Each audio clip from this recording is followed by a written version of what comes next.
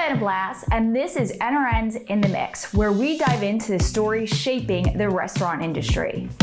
It's no secret, 2024 was a challenging year for restaurants. Q3 earnings revealed just how tough it's been, with inflation and steep menu prices forcing many consumers to pull back. Alicia Kelso takes us inside the numbers. Hey everyone, this is Alicia Kelso, Executive Editor of Nation's Restaurant News. I am coming in at the tail end of Q3, and here are my key takeaways from this round of earnings. One, the QSR segment was largely flat or down, indicating that their value offerings might be slow to gain some traction so far.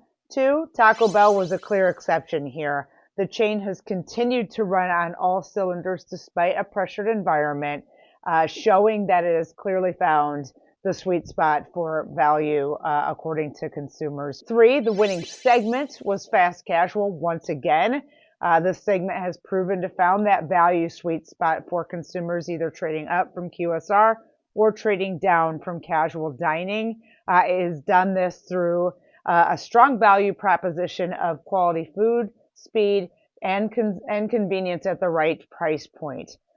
Four, as the value environment continues to evolve and stay elevated, several executives noted the challenge in cutting through the noise as the environment remains heavily value. So we'll see some softness continue here accordingly. But is a turnaround finally in sight? Reports show how inflation is cooling and restaurants are gaining record market share, signaling a potential rebound. However, as Joanna Fantozzi points out, uncertainty still looms as the nation transitions to a new president with a new economic agenda. The biggest news for most of the country this month is the results of the presidential election. And while most restaurants are heads down focused on things like dwindling traffic and rising costs, it's important to note that the people in charge, like the president, can impact the restaurant industry just as much as those other external factors.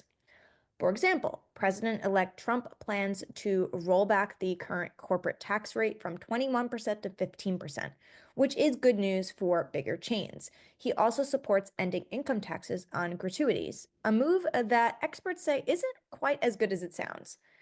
He would also want to create a more business-friendly environment through deregulation, which is arguably also good for businesses. But with the promised tariffs on foreign goods, prices could skyrocket and again put customers in a position where they don't want to spend money on extra stuff like going out to eat. NRN is going to continue covering all the changes coming from the incoming presidential administration and how it might impact the restaurant industry moving forward. Immigration, a hot button issue in this year's election, also takes on a deeper meaning when you look at how migration has influenced what we eat. This was a key theme at the Worlds of Flavor conference, where chefs explored how blending ingredients, techniques, and traditions tell the story of the people behind the dishes. Brett Thorne takes us to the conference. I really like Jordan Ezra King's take on spaghetti with tomato sauce.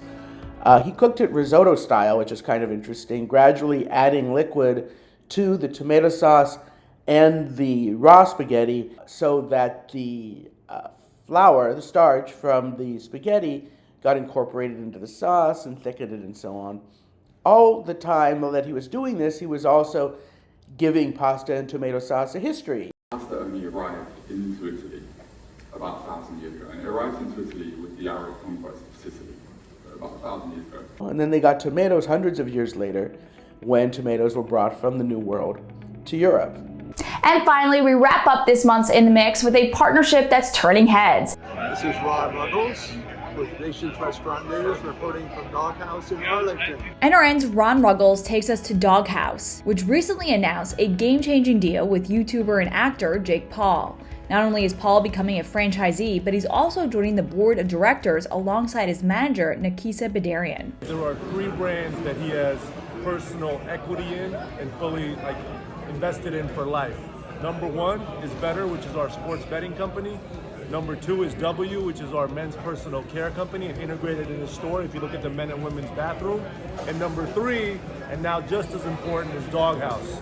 So that's where the priorities lie outside of boxing. With plans to open 25 locations across Texas, Florida, and Puerto Rico, this bold move shows how brands are tapping into influencer power to reach new audiences and expand their footprint. So thanks for joining us on this month's NRN's in the Mix. I'm Diana Blass. See you next time with Nation's Restaurant News.